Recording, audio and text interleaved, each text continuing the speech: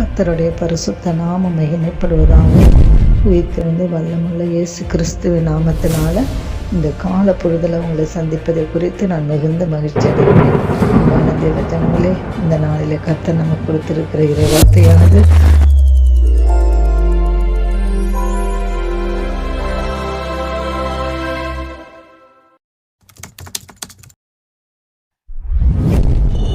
நான்காவது சங்கீதம் 19வது வசனத்தை நம்ம வாசித்து தியானிக்கலாம்.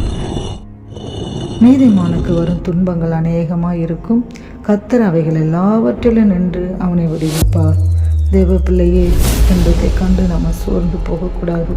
துன்பத்தின் மத்தியிலே நம்மளை விடுவிக்கக்கூடிய தேவனுடைய கரத்தை நோக்கி நம்ம பார்க்க வேண்டும். அலையலையாக அடுத்தடுத்து வரும் சோதனைகளை பார்த்து நம்ம அப்படியே சோர்ந்து போய்விடக்கூடாது. அலையை அடக்கி அதட்டி அமர பண்ண கர்த்தருடைய வல்லமை நம்ம நோக்கி பார்க்க வேண்டும். துன்ப நேரங்களிலும் மனுஷனுடைய ஆலோசனைகளை தேடி நம்ம ஓடிக்கொண்டிருக்கக்கூடாது. கர்த்தர் நமக்கு கொடுத்திருக்கிற வல்லமையான வாக்கு தத்தங்களை நோக்கி பார்க்க வேண்டும். கர்த்தர் சொல்லுகிறார், உலகத்தில் உங்களுக்கு உபத்திரவங்கள் உண்டு, ஆனாலும் திடன் கொள்ளுங்கள், நான் உலகத்தை ஜெயித்தேன் என்று இயேசு சொல்லியிருக்கிறார். அவர் நிச்சயமாகவே உங்களுக்கு ஜெயத்தை கட்டளையிடுகிற தேவனாய் இருக்கிறார்.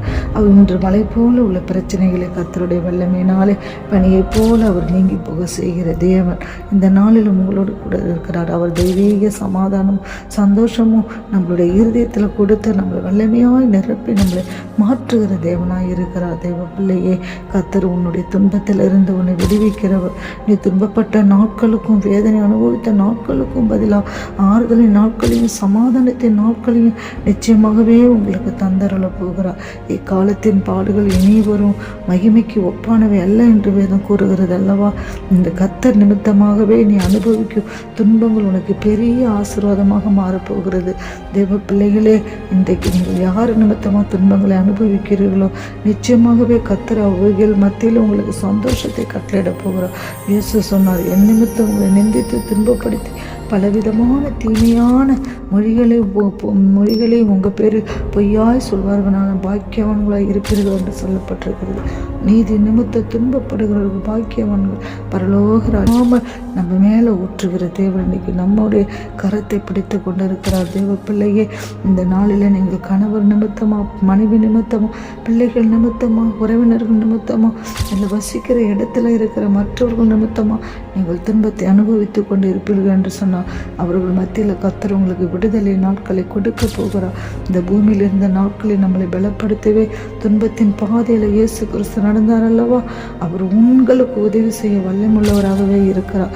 அப்போஸ்தலனாகிய பவுலுக்கு எத்தனை துன்பங்கள், எத்தனை போராட்டங்கள், எத்தனை கொலை மிரட்டல்கள், அவர் கிறிஸ்து நாமத்தினால் எல்லா பக்கங்களிலும் நெருக்கப்பட்டு ஒடுங்கி போகுங்கள் என்று சொன்னார். கலக்கமடைந்த மனமுறிவுடை அடைவதில் என்று சொன்னார். துன்பப்படுத்தப்பட்டு கைவிடப்படுகிறீர்கள் என்று சொன்னார். கீழே தள்ளப்பட்டு மடிந்து போகுதல் என்று சொன்னார். தேவ பிள்ளையே, துன்பத்தை கண்டு நீங்கள் சோர்ந்து போகாதீங்க. கர்த்தருடைய பலன் உங்களோடு கூட இருக்கிறது. கிறிஸ்து அன்பை விட்டு நம்மை பிரிப்பவன் யார் என்று பவுல் சொன்னது போல, உபத்திரம் வரலாம், பசி வரலாம், நிர்வாணம் வரலாம், நாசமோசம் வரலாம், ஆனால் அவை எல்லாவற்றில் நின்று நமக்கு விடுதலையும் ஆறுதலையும் சந்தோஷத்தையும் சமாதானத்தையும் கொடுக்கிறது. இந்த நாளிலே உங்களுடைய கூட தான் இருக்கிறார். நம்ம சோர்ந்து போகாதபடி தேவ சமூகத்தில் நன்றி உள்ள இதயத்தோடு துதிப்போம். கர்த்தர் உங்கள் ஒவ்வொரு குடும்பத்திலையும் எல்லா பிரச்சனையிலும் உங்களை விடுவித்து ஆசீர்வாதத்தை கொடுப்பாராக. நாம் ஜெபிக்கலாமா?